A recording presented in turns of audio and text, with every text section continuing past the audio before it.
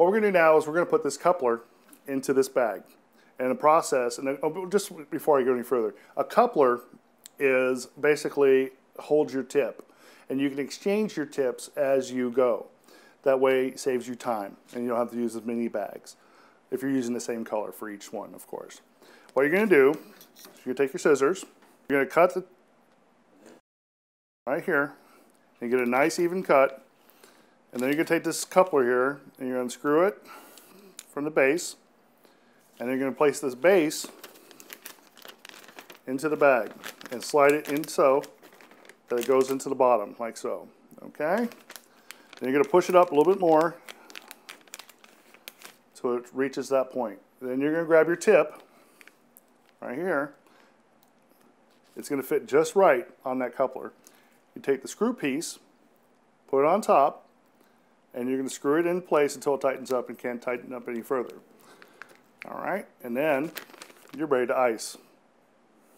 Put inside here a large round tip. Okay, we're going to do some little bit of decorating techniques, and then we're going to do some writing as well.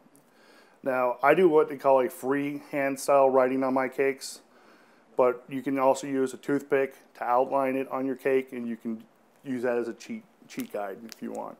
But I do all of mine freehand. Okay, so what you do with this tip is you can do drops. Okay, and you can do a little drop, put a little pressure, and you just kind of move it around a little bit, and you get that. You don't want peaks like that. See how it peaked there? You don't want that. But you can drop your finger on it just right and round it off. You want to do that push down again? Okay, you just push on the top, you get that peak off, and you get yourself a nice rounded pearl so you decorate your cake. And we'll do another one here. You want to match them as close as possible as the other ones. And you got a peak there again, so you just tap it a little bit. And you want to keep some uniformity. And each time I do this, I twist the bag in my palm to keep that nice and firm. So that way you don't have to squeeze so much. Okay. There, see, that's a pretty good sized peak, but you just do that. Come on. There we go. And now you got a nice little pearl.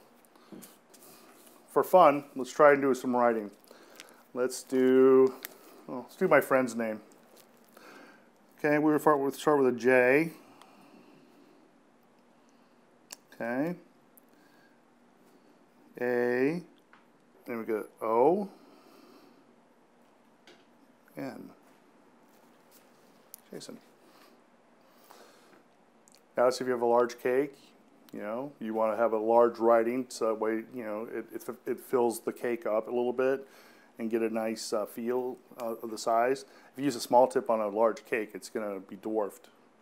So you want to have that large look. And then also, another technique is you can do a round, like circles like this, like a Hostess cupcake. Keep on going around in circles.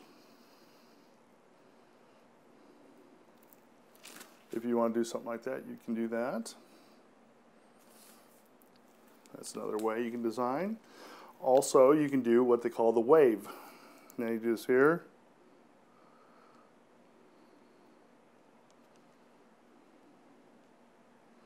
All right.